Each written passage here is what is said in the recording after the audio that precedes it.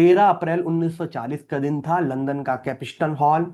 एक दुबला पतला भारतीय और उसकी कोट में छुपी रिवॉल्वर, वो रिवॉल्वर का टिकट दबा देता है और इतिहास को रच देता है। नफरत से नहीं, याद से। आज हम चलते हैं जलियांवाला बाग मैसेकर और उसके पीछे पीछे छुपी कहानी से। तो होता क्या है, प्रथम विश्व युद्ध यानी फर्स्ट वर्ल्ड वार खत्म होता है और ये मार्च 1919 का वक्त था।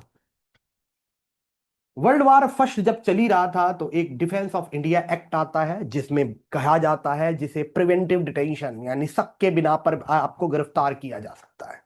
और शक के बिना पे गिरफ्तार कर दिया जा सकता है, तो ये वर्ल्ड वार के समय सही भी लगता था।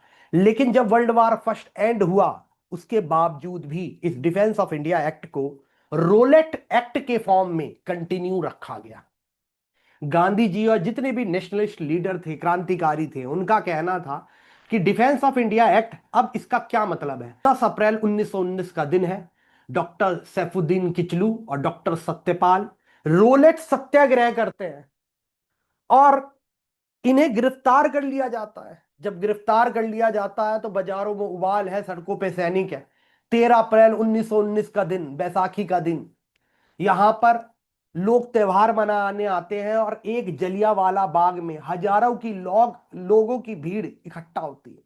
और पंजाब में 1913 से Michael O'Dwyer lieutenant governor होता है और इसी माइकल ओ डायर ने यहां पर मार्शल लॉ यानी मिलिट्री लॉ लगा के रखा होता है। भीड़ इकट्ठा होती है।